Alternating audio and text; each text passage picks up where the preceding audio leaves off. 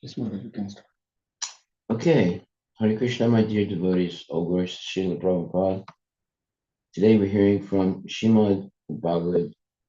Bhagavatam, Canto 4, Chapter 24, and verse number 6, right? Yes. Whenever Antardana, the supreme royal power,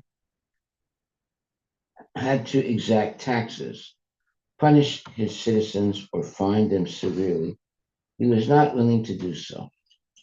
Consequently, he retired from the execution of such duties and engaged himself in the performance of different sacrifices.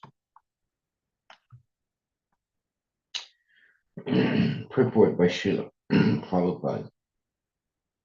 It is clear herein that the king sometimes has to perform duties which are not very desirable, just because he is the king. Similarly, Arjuna was not at all willing to fight, because fighting or killing one's own kinsmen and family members is not at all desirable. Nonetheless, the Kshatriyas had to perform such undesirable actions as a matter of duty. Maharaja Antardana was not very happy while exacting taxes or punishing the citizens for their criminal activities. Therefore, on the plea of performing sacrifices, he retired from the royal majestic power at a very early age.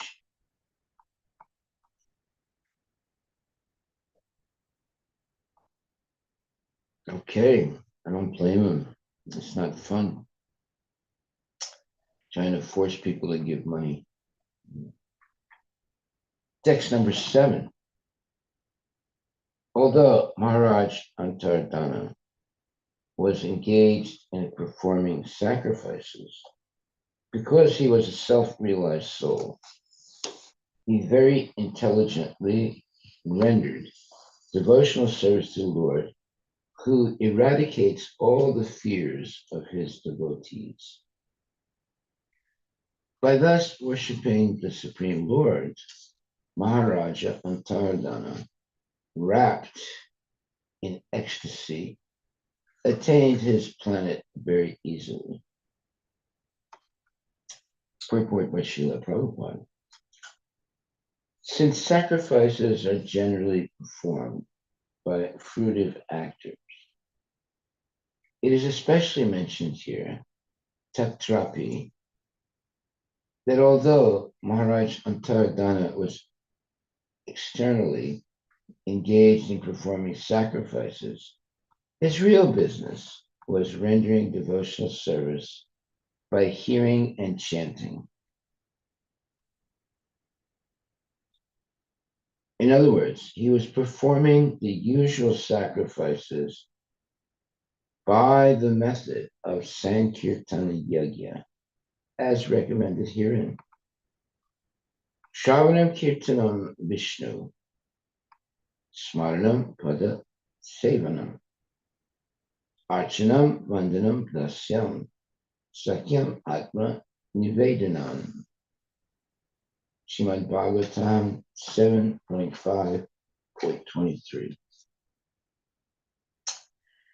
Devotional service is called Kirtana Yajna.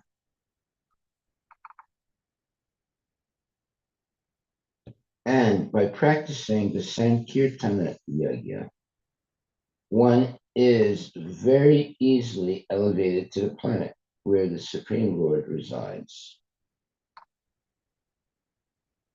Out of the 5 kinds of liberations, achieving the same planet where the Lord resides and living with the Lord there is called Salokya liberation.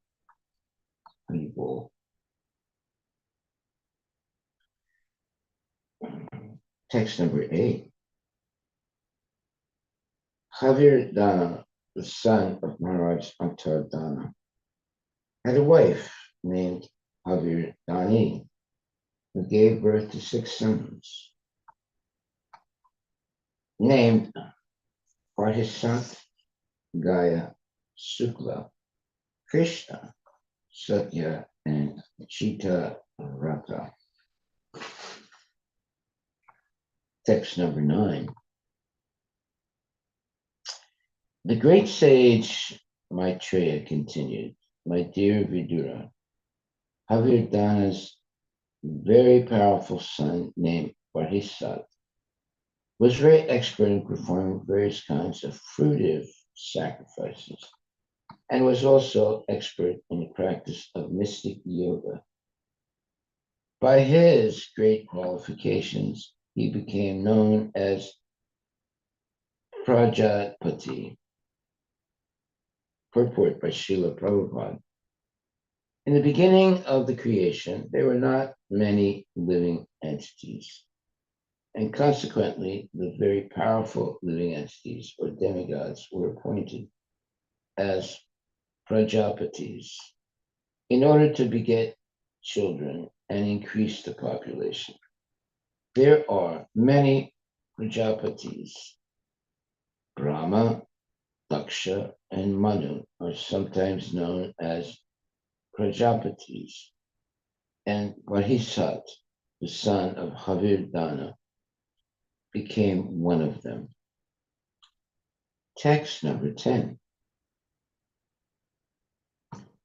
Maharaj Parhisat executed many sacrifices all over the world. He scattered kusha grasses and kept the tops of the grasses pointed eastward. Interesting. Purport by Srila Prabhupada.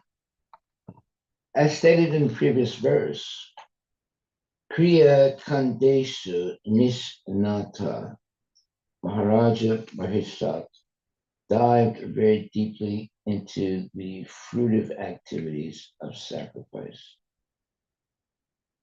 This means that as soon as he finished one yajna in one place, he began performing another yajna in the immediate vicinity. At the present moment, there is a similar need to perform Sankirtana Yajna all over the world.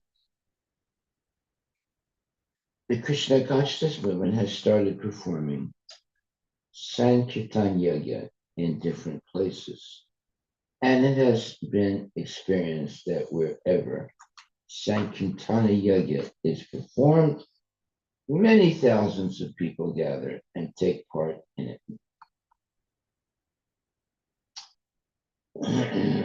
Imperceptible auspiciousness achieved in this connection should be continued all over the world.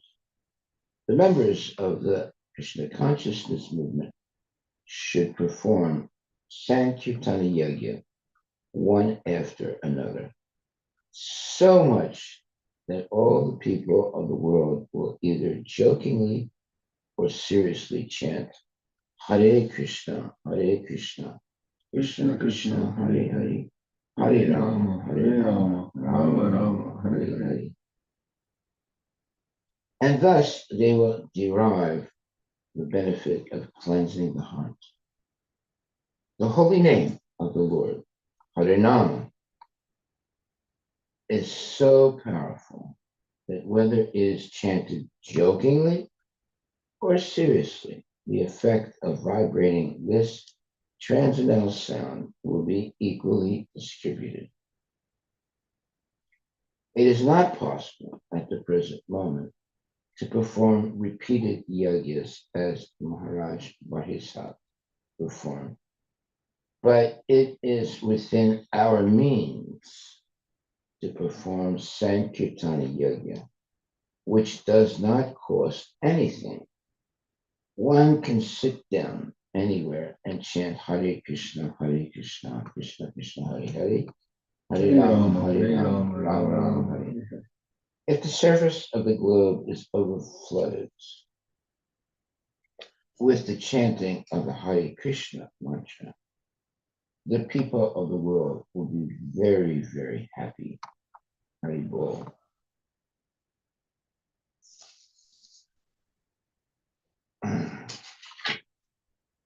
Text number 11.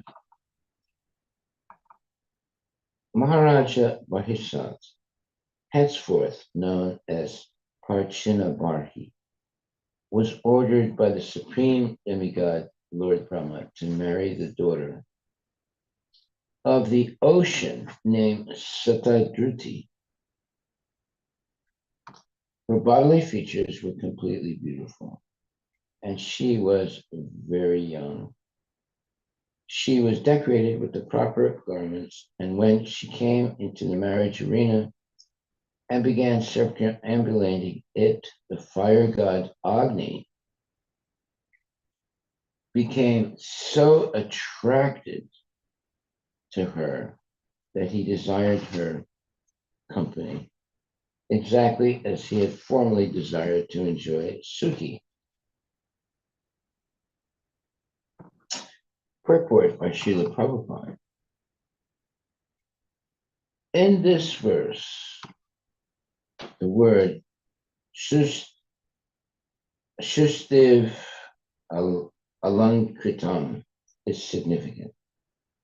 According to the Vedic system, when a girl is married, she is very profusely and gorgeously decorated with costly saris and jewelry, and during the marriage ceremony, the bride circumambulates the bridegroom 7 times. After this, the bridegroom and bride look at one another and become attracted for life.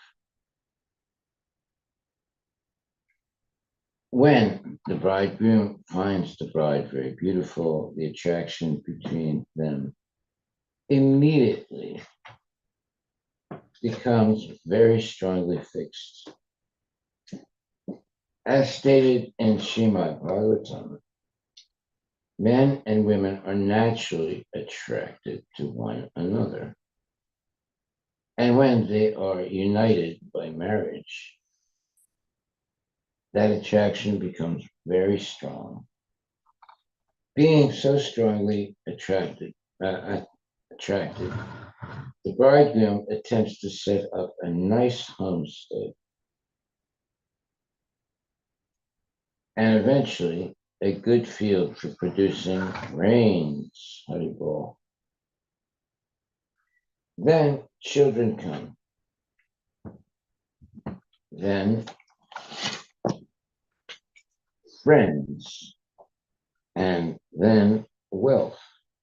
In this way, the male becomes more and more entangled in the material conceptions of life. And he begins to think, this is mine, and it is I who am acting. In this way, the illusion of material existence is perpetuated. The word sukim, Eva, the words sukim Eva are also significant, for the fire god Agni became attracted by the beauty of Satadruti while she was circumambulating the bridegroom Parshinabarhi, just as he had previously been attracted to the beauty of Suki, the wife of Saptarsi. When the fire god had been present long ago at the assembly of the Saptarsi, in the assembly of Saptarsi, he was attracted by the beauty of Suki when she was circumambulating in the same way, Agni's wife, named Swaha, took the form of Suki and enjoyed sex life with Agni. Not only the fire god Agni, but the heavenly god Indra, and sometimes even Lord Brahma and Lord Shiva. All very highly situated demigods are subject to being attracted by sex at any time. The sex drive is so strong in the living entities that the whole material world is running on sex attraction only. And it is due to sex attraction that one remains in the material world and is obliged to accept different types of bodies. The attraction of sex life is more clearly explained in the next verse. Text number 12. While Shatadruti was thus being married, the demons, the denizens of Gandharva Loka, the great sages, and denizens of Sitaloka, the earthly planets, and Nagaloka, although highly exalted, were all captivated by the tinkling of her ankle bells. Purport by Srila Prabhupada.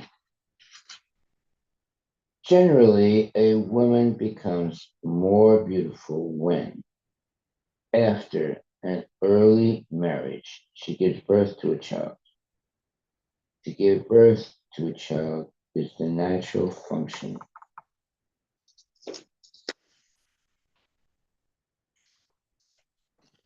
of a woman, and therefore a woman becomes more and more beautiful as she gives birth to one child after another. In the case of Satadruti, however, she was so beautiful that she attracted the whole universe at her marriage ceremony.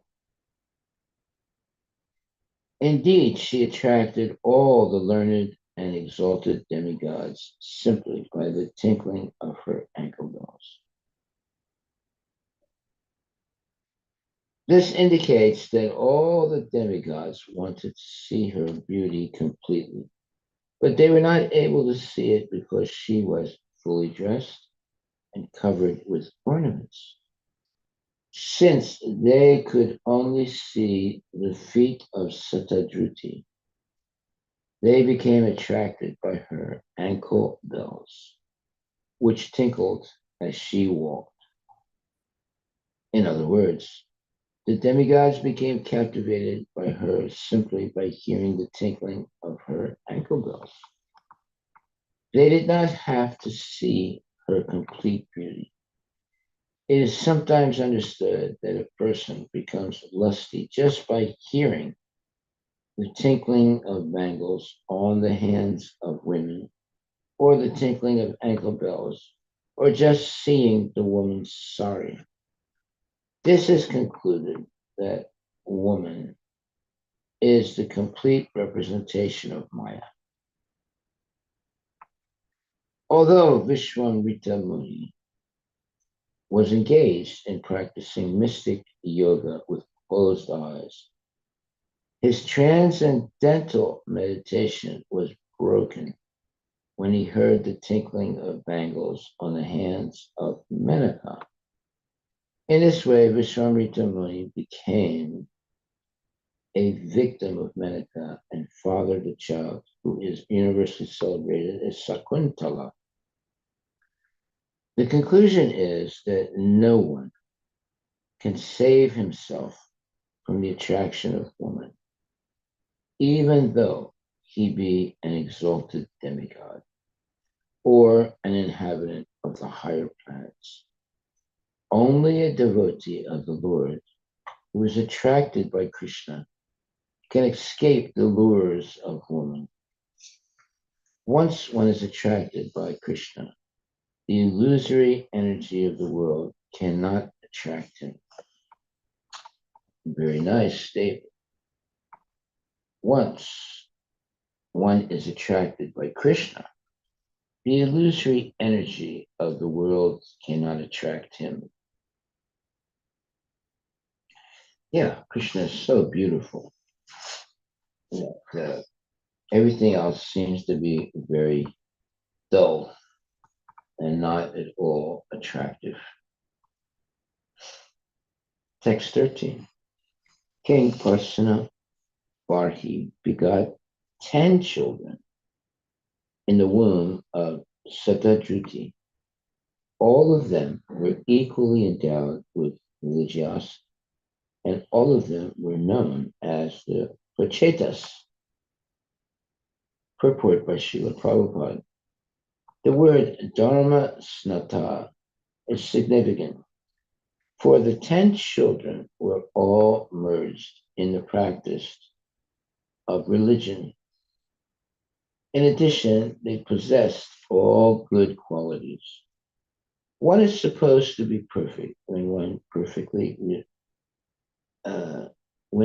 is perfectly religious, perfect in the execution of one's vows to render devotional service, perfect in knowledge, perfect in good behavior, and so on. All the prachetas were on the same level of perfection. Oh, that's very nice. Text number 14. When all these prachetas were ordered by their father to marry and beget children, they all entered the ocean and practiced austerities and penances for 10,000 years. Thus, they worshiped the master of all austerity, the Supreme Personality of God. Purport by Srila Prabhupada. Sometimes great sages and ascetics enter the Himalaya mountains in order to find seclusion from the turmoil of the world. It appears, however, that all the Prachetas, the sons of Parasinivarhi, entered the depths of the ocean to perform austerity in a secluded place. Since they performed austerities for 10,000 years, this incident took place in the Satya Yuga, when people used to live for 100,000 years.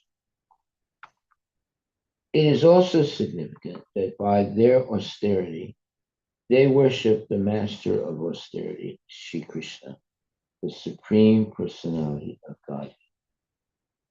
If one wants to perform austerities and penances in order to attain the supreme goal, one must attain the favor of the Supreme Personality of God. If one achieves the favor of the Supreme Lord, it is to be understood that he has finished all kinds of austerities and penances and has attained efficacy in their execution.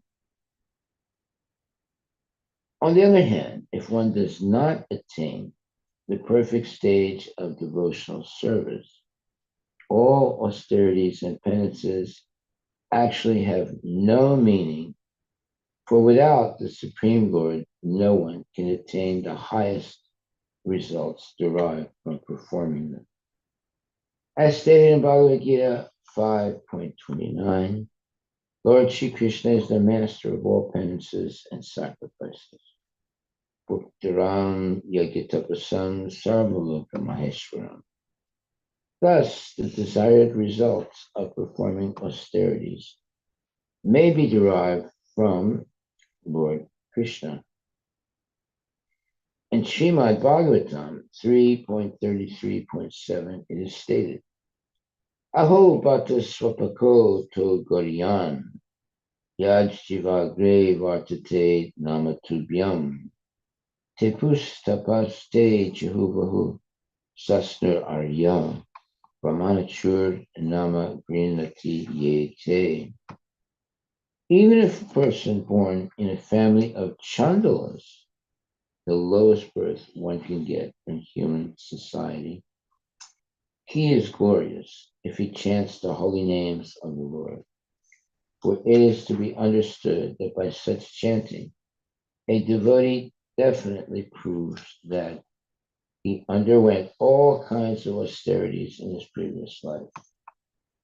By the grace of Lord Chaitanya, one who chants the Mahamantra, Hare Krishna, Krishna Krishna, Hare Hare, Hare Rama, Rama Rama, Hare Hare, attains the highest perfectional stage, which had previously been attained by people who entered the ocean and executed austerities for 10,000 years.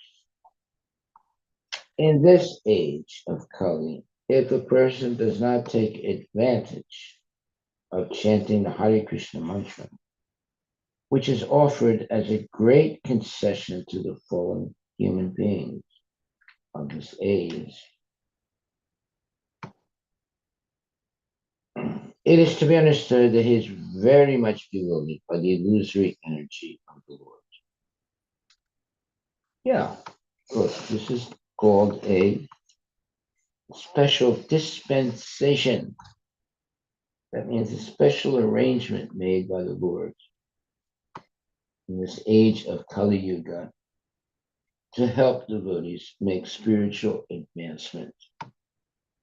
Whereas in previous lives and for previous times, it was much more difficult to obtain such perfection of spiritual life.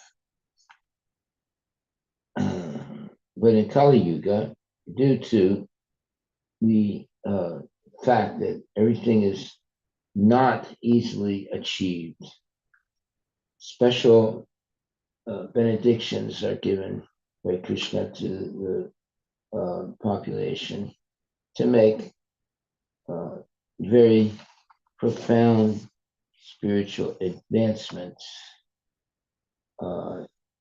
simply by chanting the holy names of the Lord and eating only prasadam and performing sankirtan. Whereas in previous ages, it was much more difficult to achieve the same perfections. But there's a special dispensation in this age of Kali Yuga because the age is so difficult. So therefore, simply by chanting the Hare Krishna mantra, associating with devotees, eating only prasadam, regularly hearing lectures given by bona fide devotees, and above all, performing Harinam Sankirtan and regularly hearing and chanting the glories of the Lord, one can achieve perfection rather quickly and more easily than at any other time. So we should take advantage of this special dispensation or this special arrangement made by Krishna, basically by Lord Chaitanya in this age of Kali. Simply by chanting Hare Krishna mantra sincerely and giving up all sense gratification, one can easily make spiritual advancement and go back to Godhead in this age of Kali Yuga. What's number 15? When all the sons of Parsanabhati left home to execute austerities, they met Lord Shiva, who, out of great mercy, instructed them about the absolute truth. All the sons of Parsanabhati meditated upon the instructions, chanting and worshiping them with great care and attention. Purport by Srila Prabhupada. It is clear that to perform austerities or penances, or for that matter, any form of devotional service, one has to be guided by a spiritual master. Here it is clearly stated that the 10 sons of Maharaj Parsinavardhi were favored by the appearance of Lord Shiva, who, out of great kindness, gave them instructions regarding the execution of austerities. Lord Shiva actually became the spiritual master of the 10 sons, and in turn, his disciples took his words so seriously that simply by meditating upon his instructions, the yanta, they became perfect. This is the secret of success. Okay, let me read that again. Lord Shiva actually became the spiritual master of the 10 sons, and in turn, his disciples took his words so seriously that simply by meditating upon his instructions, the ayanta, they became perfect. This is the secret of success. After being initiated and receiving the orders of the spiritual master, the disciple should unhesitatingly think about the instructions or orders of the spiritual master and should not allow himself to be disturbed by anything else.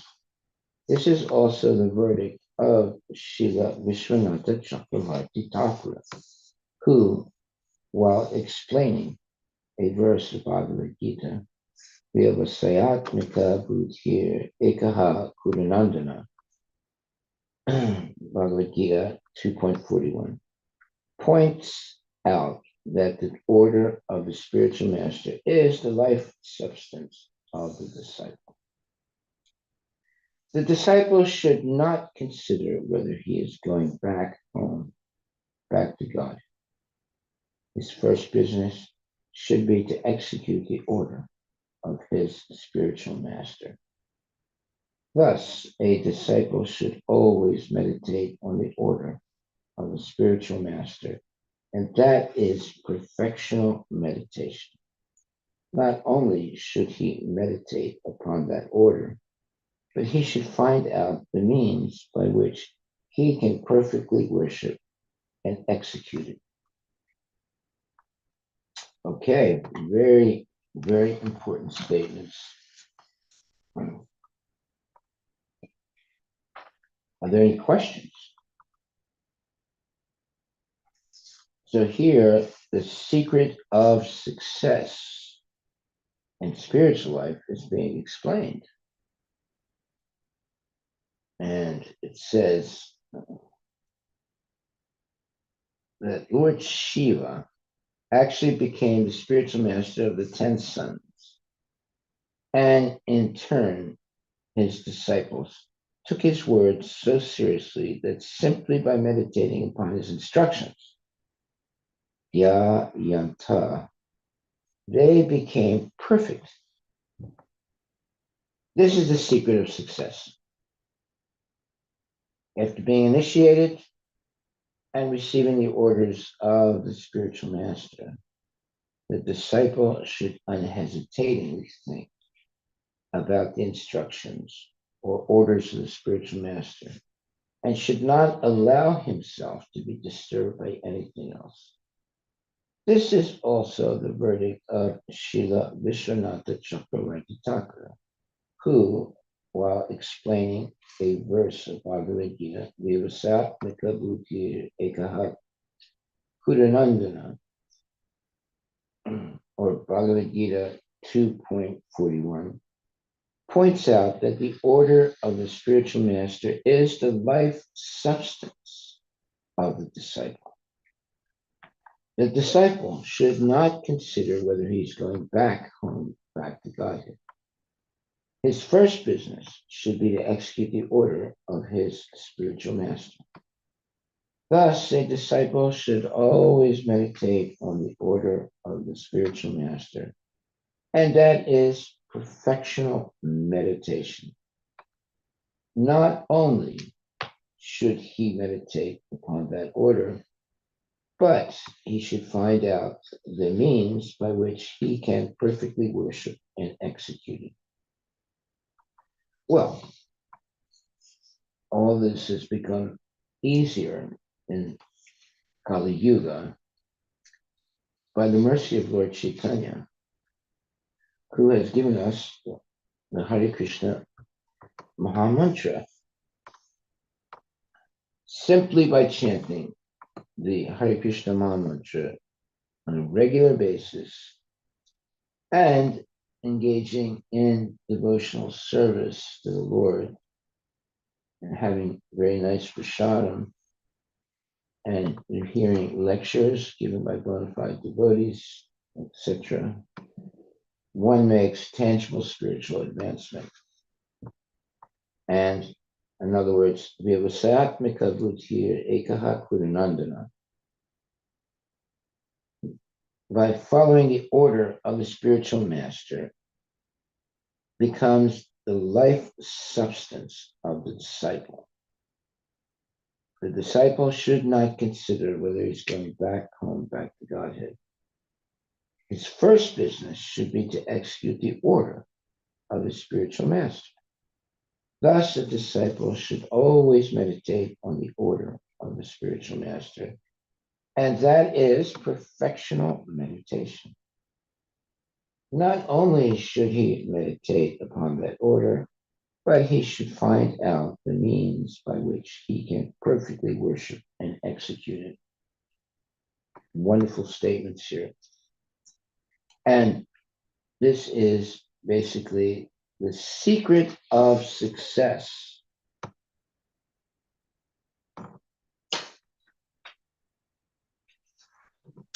Text number 16.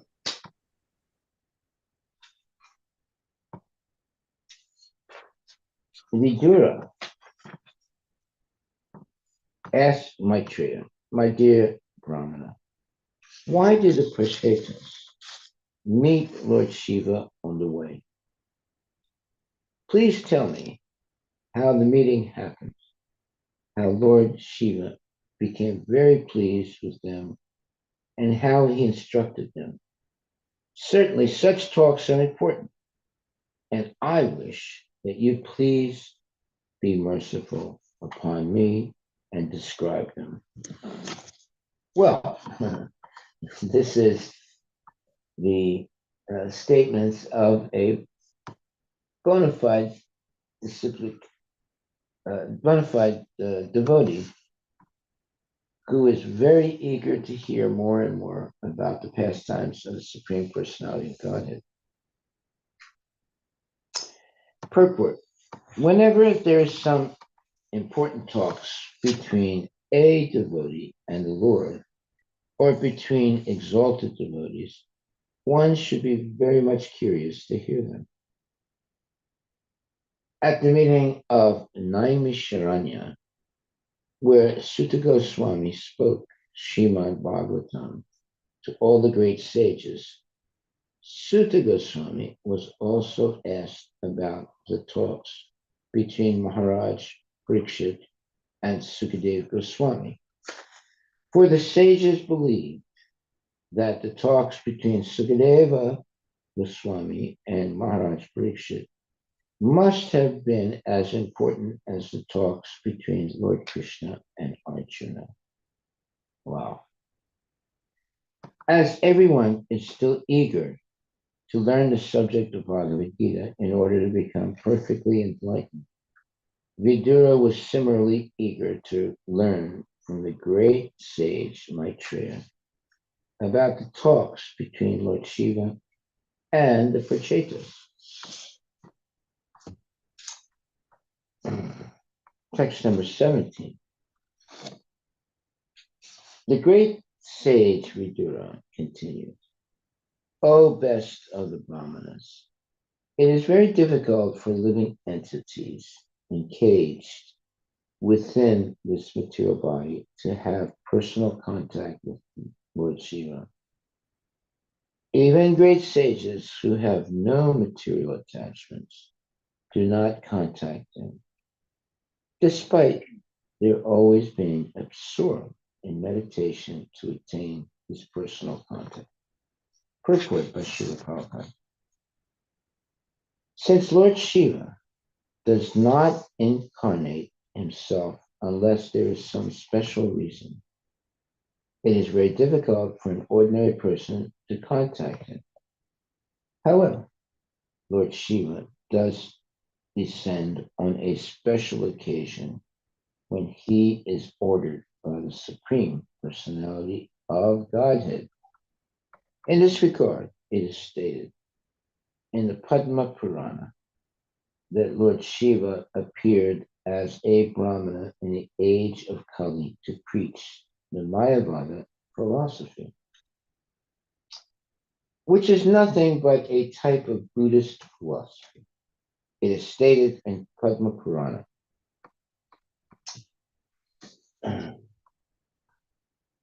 Lord Shiva, speaking to Parvati Devi, foretold that he would spread the Mayavada philosophy in the guise of a sannyasi Brahmana just to eradicate Buddhist philosophy. This sannyasi was Sripad Sankaracharya. In order to overcome the effects of Buddhist philosophy and spread Vedanta philosophy, Sripad Sankaracharya had to make some compromise with the Buddhist philosophy. And as such, he preached the philosophy of monism, for it was required at that time. Otherwise, there was no need for his preaching Mayavad philosophy. At the present moment, there is no need for Mayavad philosophy or Buddhist philosophy, and Lord Chaitanya rejected both of them. This Krishna consciousness movement is spreading the philosophy of Lord Chaitanya and rejecting the philosophy of both classes of Mayavad. Strictly speaking, both Buddhist philosophy and Sankara's philosophy are but different types of Mayavada, dealing on the platform of material existence. Neither of these philosophies has spiritual significance. There is spiritual significance only after one accepts the philosophy of Bhagavad Gita, which culminates in surrendering unto the Supreme Personality of God. Generally, people worship Lord Shiva for some material benefit. Although they cannot see him personally, they derive great material benefit by worshiping him. Yeah, a lot of people are worshiping Lord Shiva, especially in India. Text 18. Lord Shiva, the most powerful demigod, second only to Lord Vishnu, is self-sufficient. Although he has nothing to aspire for in the material world, for the benefit of those in the material world, he is always busily engaged everywhere and is accompanied by his dangerous energies like Goddess Kali and Goddess Durga. Purport by Srila Prabhupada. Lord Shiva is known as the greatest devotee of the Supreme Personality of Godhead. He is known as the best of all types of Vaishnavas, Vaishnavanam Yata Sambhu. Consequently, Lord Shiva has a Vaishnava Sampradaya, the disciplic succession known as the Rudra Sampradaya. Just as there is a Brahma Sampradaya coming directly from Lord Brahma, the Rudra Sampradaya comes directly from Lord Shiva. Lord Shiva is one of the 12 great personalities. As stated in Srimad Bhagavatam 6.3.20, Swayambhur Narada Sambhu Kumara Kapilo Manu Prahlado Janako Bhismo Balir Vyasakir Mayam. These are 12 great authorities in preaching God consciousness. The name Sambhu means Lord Shiva. His disciplic succession is also known as the Vishnu Swami Sampradaya. And the current Vishnu Swami Sampradaya is also known as the Vallabha Sampradaya. The current Brahma Sampradaya is known as the Madhva Gaudiya Sampradaya. Even though Lord Shiva appeared to preach Mayavad philosophy at the end of his pastime in the form of Sankaracharya, he preached the Vaishnava philosophy. Bhaja Govindam, Bhaja Govindam, Bhaja Govindam Mudamate. He stressed worshipping Lord Krishna or Govinda 3 times in this verse, and especially warned his followers that they could not possibly achieve deliverance or mukti simply by word jugglery and grammatical puzzles. If one is actually serious to attain mukti, meaning liberation, he must worship Lord Krishna. That is Shripad Sankaracharya's last instruction.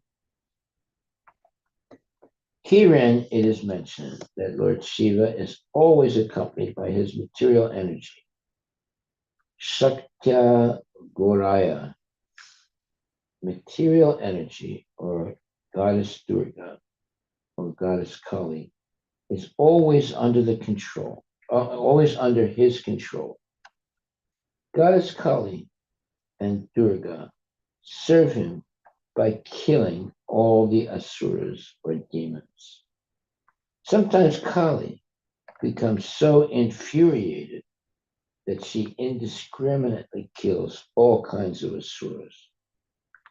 There's a popular picture of Goddess Kali in which she wears a garland composed of the heads of the asuras and holds in her left hand a captured head, and in her right hand a great khaja or chopper for killing asuras.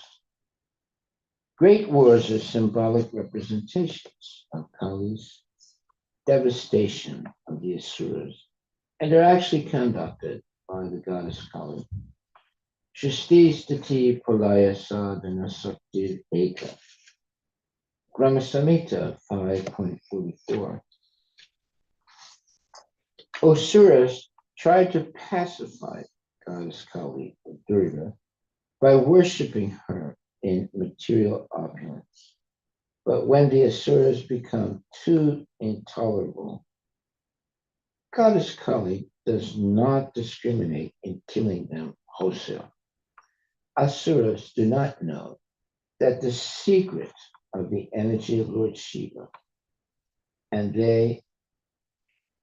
Asuras do not know the secret of the energy of Lord Shiva, and they prefer to worship Goddess Kali or Durga or Lord Shiva for material benefit. Due to their demoniac character, they are reluctant to surrender to Lord Krishna, as indicated by Bhagavad Gita 7.15. Namam duskritina mudha prapadyante naradama maya aprita jnana asaram bhavam asrita. Lord Shiva's duty is very dangerous because he has to employ the energy of goddess Kali and Durga. In other popular In another popular picture, the goddess Kali is sometimes seen standing on the prostrate body of Lord Shiva. So that means Lord Shiva is like laying down, and uh, Kali has her foot on his chest. Um, so it says, in another popular picture, the goddess Kali is sometimes seen standing on the prostrate, meaning the body of Lord Shiva that is flat on the ground. She's stepping on him, which indicates that sometimes Lord Shiva has to fall down flat in order to stop Goddess Kali from killing the Asuras. Since Lord Shiva controls the great material energy, meaning Goddess Durga, worshippers of Lord Shiva attain very opulent positions within this material world. Under Lord Shiva's direction, a worshiper of Lord Shiva gets all kinds of material facilities. In contrast, a Vaishnava, or a worshiper of Lord Vishnu, gradually becomes poorer in material possessions because Lord Vishnu does not trick his devotees into becoming materially entangled by possessions. Lord Vishnu gives his devotees intelligence from within, as stated in Bhagavad Gita 10.10. Tesam satsta yuktanam uchitam pritipurvakam padami buddhiyogam tam yenamam upayante. To those who are constantly devoted and worship me with love, I give the understanding by which they can come to me. Thus, Lord Vishnu gives intelligence to his devotees so that the devotee can make progress on the path back home, back to God. Since the devotee has nothing to do with any kind of material possession, he does not come under the control of Goddess Kali or the Goddess Durga. Lord Shiva is also in charge of the Tamo Guna, or the mode of ignorance in this material world. His potency, the goddess Durga, is described as keeping all living entities in the darkness of ignorance. Ya Devi Sarvabhutesu Nigra Rupam Samstita. Both Lord Brahma and Lord Shiva are the incarnations of Lord Vishnu. But Lord Brahma is in charge of the creation, whereas Lord Shiva is in charge of the destruction, which he carries out with the help of his material energy, Goddess Kali, or Goddess Durga. Thus, in this verse, Lord Shiva is described as being accompanied by dangerous potencies, Shakya Goraya, and that is the actual position of Lord Shiva. Hare Krishna, Krishna Krishna, Hare Hare, Hare Rama, Rama Rama, Hare Hare. Are there any questions anyone would like to ask?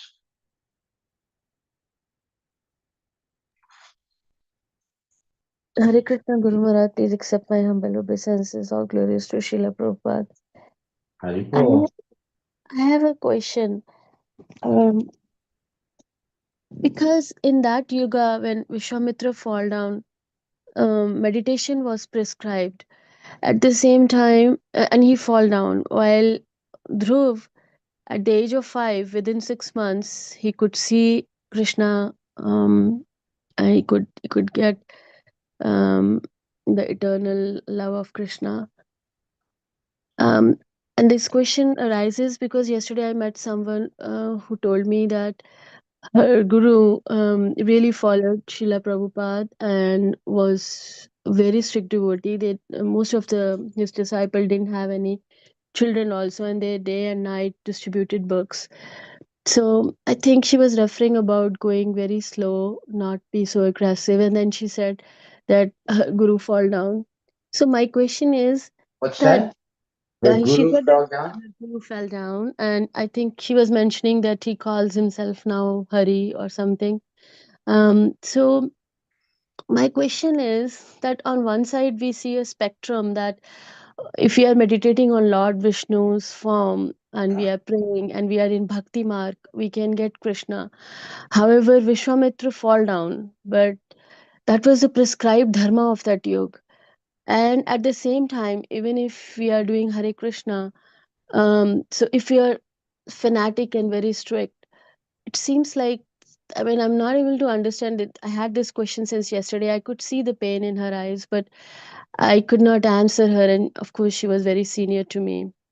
So I could not answer. I tried to tell her, but I could not. So, because yesterday also we discussed and today also we discussed. So, my question is like, how do we explain if a person is chanting Hare Krishna and um, like and then they get puffed up and then they fall down, but at the same time they have chanted that nectar and they have relished that. So how does this, like, what do we do? Like, I mean, I'm not able to understand like what Vishwamitra could have done different, what that what we could at least different do.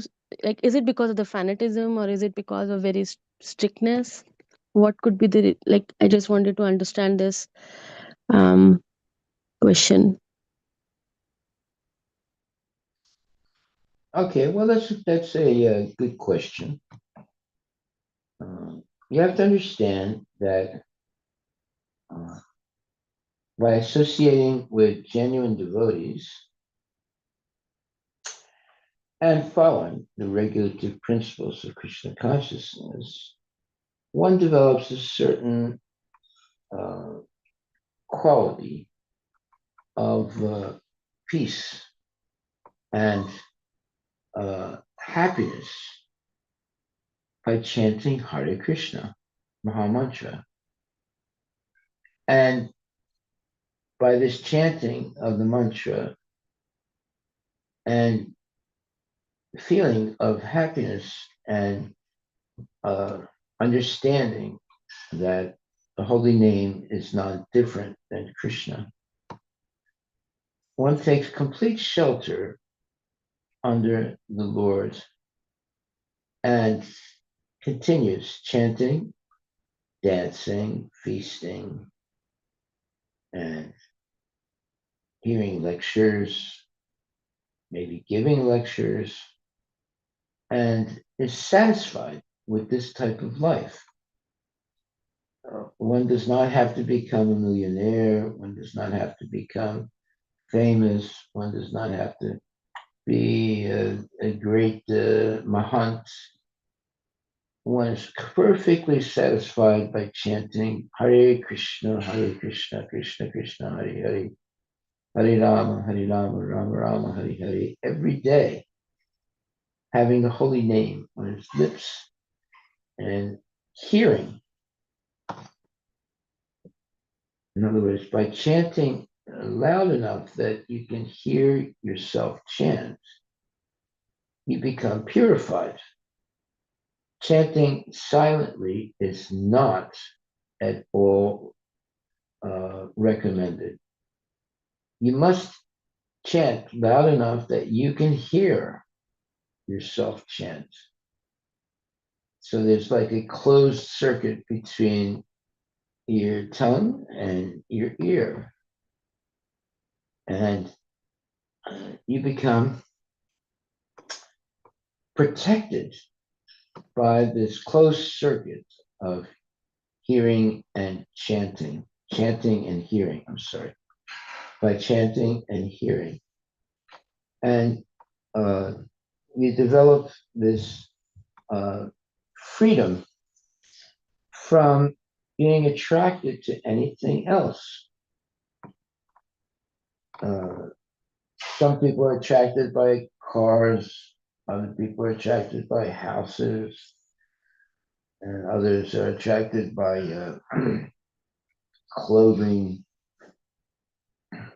There's so many different attractions in the material world. But if you get, uh, let's say, serious about chanting the Hare Krishna Maha Mantra and hearing and chanting, then you are purified of all other attractions in life. You're so enamored by the chanting of the Hare Krishna Maha Mantra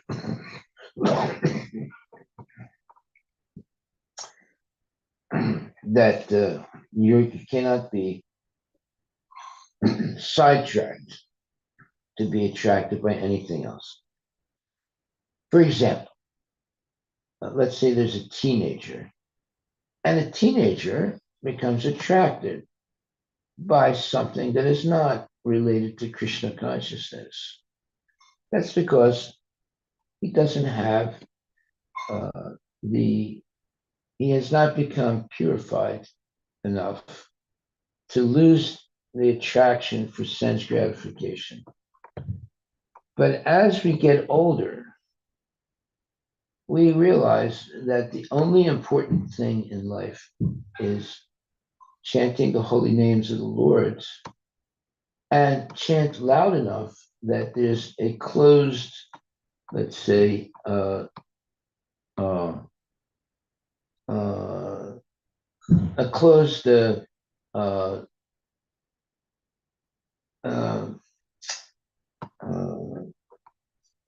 what do you call that? Closed,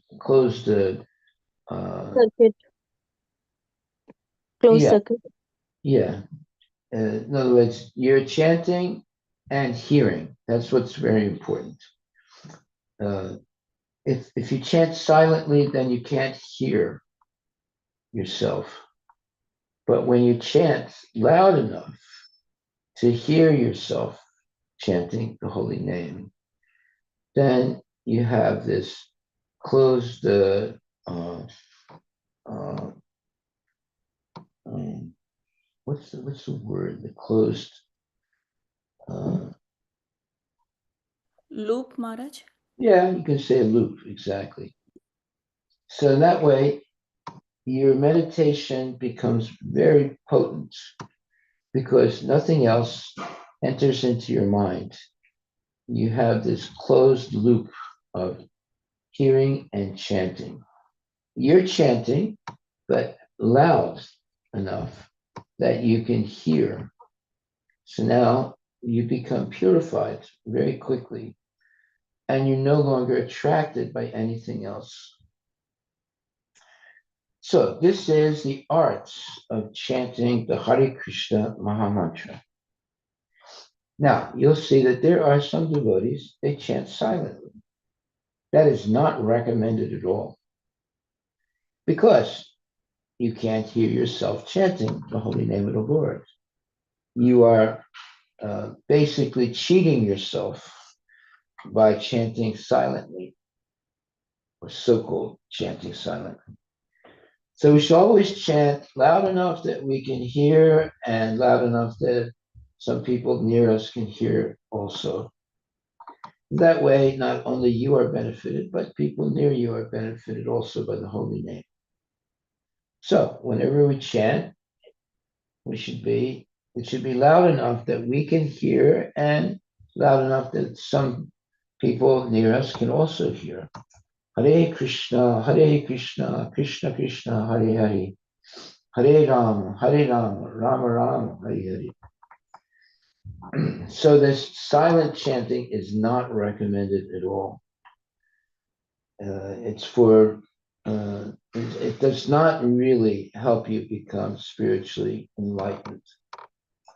But chanting Hare Krishna, Krishna Krishna, Hare Hare, Hare Rama, Rama Rama, Hare. loud enough that you can hear and others not near you can also hear. Now you have a closed loop by which Maya cannot enter. Your mind is not attracted by anything, and it's overwhelmed by the chanting of the mantra.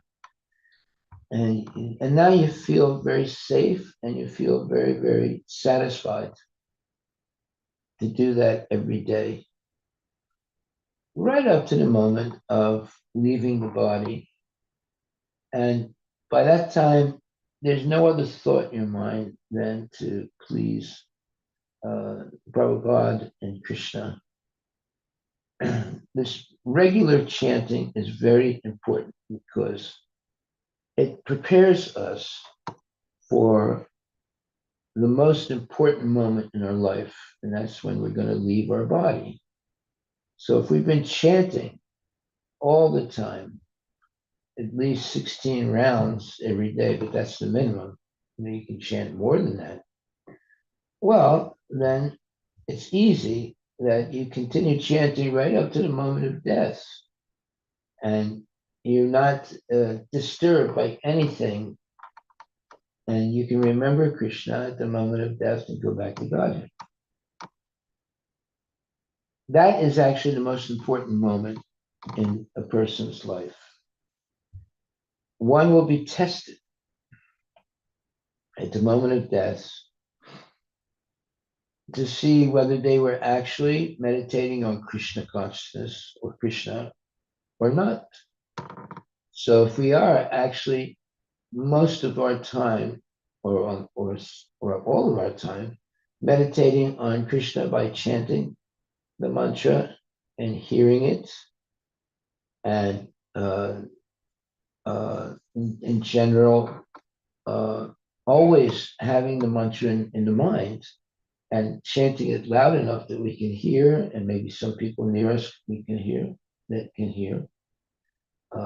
That means that right up to the moment of death, we are chanting and hearing, and that holy name is purifying us and keeping us free from the mind wandering here or there, and keeping us straight in the straight path of Krishna consciousness. Hare Krishna, Krishna Krishna, Hare Hare, Hare Rama, Rama Rama, Hare Hare. Hare Krishna Maha Mantra Ki Jai. So, our takeaway today, the verse, Tesam Saptati Yuktanam Pachatam Pratipurvakam Tadami Buddhiyogam Tam Yenamam Upayantite, is quoted from Bhagavad Gita 10.10. To those who are constantly devoted and worship me, meaning Krishna, with love, I give the understanding by which they can come to me. And the statement, our takeaway statement is, thus, Lord Vishnu gives intelligence to his devotee so that the devotee can make progress on the path back home, back to Godhead. Since a devotee has nothing to do with any kind of material possession, he does not come under the control of goddess Kali or the goddess Durga. Okay, so those are very profound statements. The Vaishnava, or worshiper of Lord Vishnu, gradually becomes poorer in material possessions because Lord Vishnu does not trick his devotees into becoming materially entangled by possessions. Now, this is a very significant statement, and many people do not want to chant Hare Krishna because they're afraid that they'll become poor. And just as it's saying here, it says that that a Vaishnava or worshiper of Lord Vishnu gradually becomes poorer in material possessions because Lord Vishnu does not trick his devotees into becoming materially entangled by possessions. Lord Vishnu gives his devotees intelligence from within, as stated in Bhagavad Gita, Tesam Satstayuttanam. To those who are constantly devoted and worship me with love, I give the understanding by which they come to me. Thus, Lord Vishnu gives intelligence to his devotee, so that the devotee can make progress on the path back home, back to Godhead. Since a devotee has nothing to do with any kind of material possession, he does not come under the control of Goddess Kali or the Goddess Durga. These are very profound statements. And there are people who hear these statements and then they become frightened. They think, wait a minute.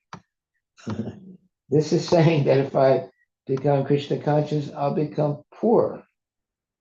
I won't have all the material possessions that I desire.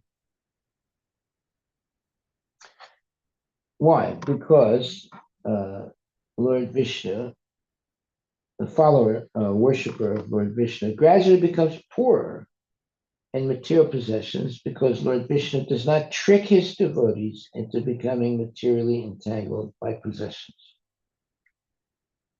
Lord Vishnu gives his devotees intelligence from within, as stated in Bhagavad Gita.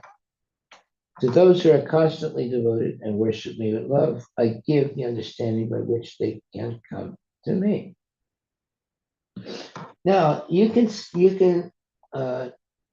you go to Vrindavan in India, you'll see that there are devotees more or less chanting, 24 hours. In other words, chanting a lot, let's put it like that. They always have their hand in the bead bag and they are chanting the mantra. That's one beautiful thing about Vrindavan. There's so many devotees and they're using their bead bags properly. They don't use it for holding things or for keeping their hand warm or something like that. They use the bead bag for chanting Hare Krishna. And therefore, and you can see they have their hand in the bead bag almost all the time. And they're always chanting, not wasting their time talking nonsense. So, to those who are constantly devoted and worship me with love, I give the understanding by which they can come to me. So there's a very important verse. If you don't learn any other verse and you only know this one verse, Tesam Satati Yuktanam Vachitam Pratikurvakam Tadami Buddhiyogam Tam Yenamam Upayanti Te.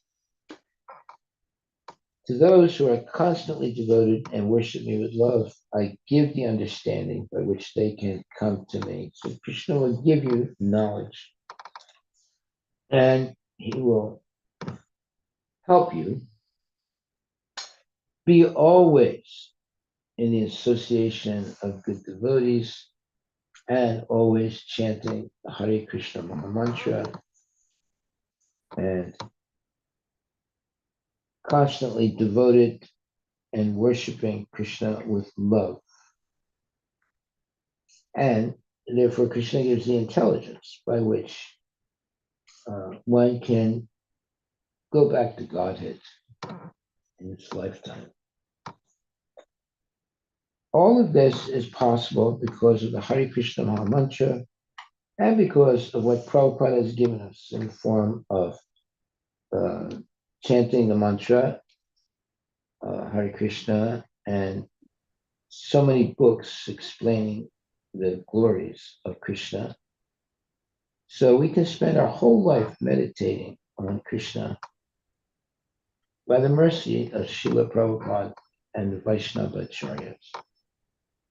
So, thank you very much. And it says here, don't be afraid of what is being said here. It says, a Vaishnava or worshipper of Lord Vishnu gradually becomes poorer in material possessions because Lord Vishnu does not trick his devotees into becoming materially entangled by possessions. Lord Vishnu gives his devotees intelligence from within. As stated in Bhagavad Gita, Tesam Satsta Yuktanam. Those who are constantly devoted and worship me with love, I give the understanding by which they can come to me. So that should be our real goal. Our real goal is not to have a big bank account. And when you die, there's millions of dollars in your bank account. That's not the real purpose of Krishna consciousness. So when this statement is made, in contrast, a Vaishnava or worshiper of Lord Vishnu gradually becomes poorer in material possessions because Lord Vishnu does not trick his devotees into becoming materially entangled by possessions. Lord Vishnu gives his devotees intelligence from within, as stated in Bhagavad Gita 10.10. To those who are constantly devoted and worship me with love, I give the understanding by which they come to me. Okay, so by associating with devotees, genuine devotees who actually chant their rounds every day, minimum 16 good rounds every day, and they chant loud enough that they can hear and people that are near them can hear them chanting. So there's a closed loop between their vibrating their lips and hearing.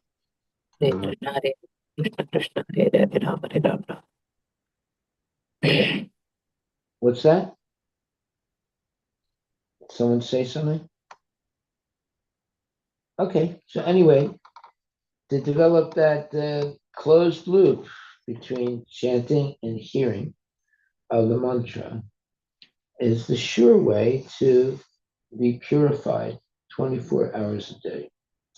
So thank you very much, my dear devotees. Are there any questions anyone would like to ask?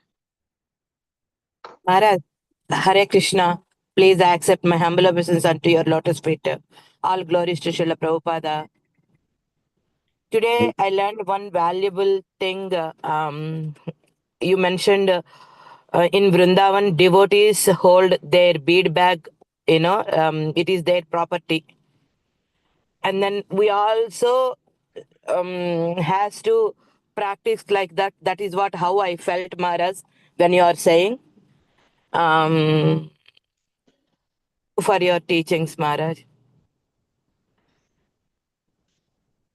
Well, the bead bag is not to keep your hand warm. I I know, Maharaj. Like it's, I really mean it. We should also however Vrindavan devotees practice, we also should aim for that. At least meditate to towards to Krishna's lotus feet and Radharani lotus feet to be like at least 1% in this lifetime. If we practice, Krishna will facilitate you. That's what how I felt when you are saying, Maharaj. I really mean it. The Thank you. meditation should not be silent. Yes, Maharaj. Yes, Maharaj.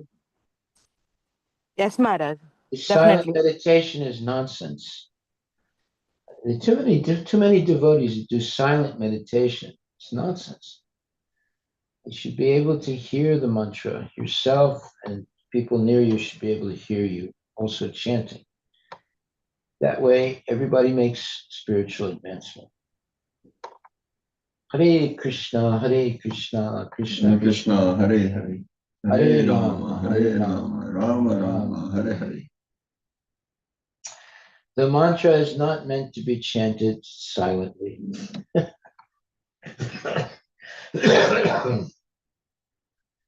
That would be a waste of time. So thank you very much, my dear devotees. Please chant Hare Krishna and be happy. And don't let anyone cheat you, thinking that silent meditation is valid. It's not. It's bogus. That's what the Mayavadis do. They do silent meditation.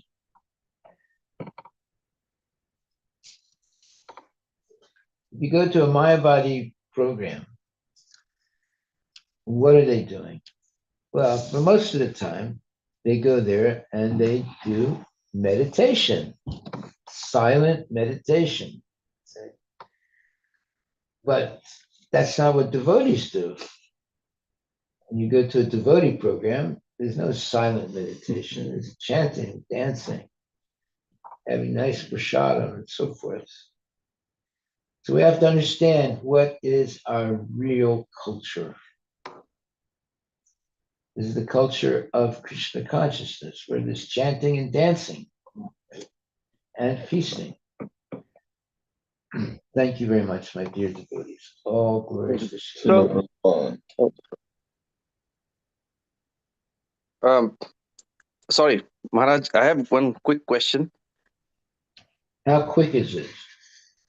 So I've seen people like put like these ear plugs in their ear while chanting, or some sort of a blocker. Is that to enhance that feedback loop we were talking about? Did you ever see Prabhupada with the Never. ear? Well, then therefore don't follow the nonsense people. Follow Prabhupada. Very well. Thank you, Prabhu. Hare Krishna. Thank you, Maharaj. Thank you.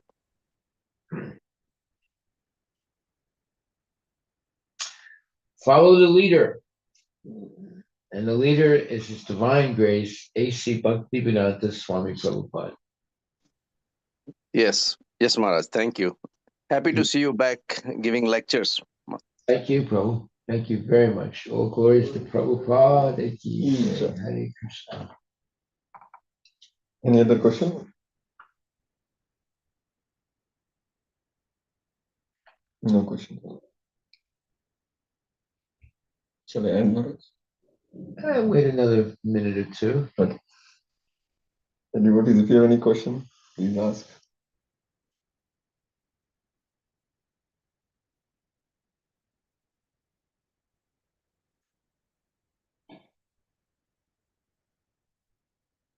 Okay. Hare Krishna.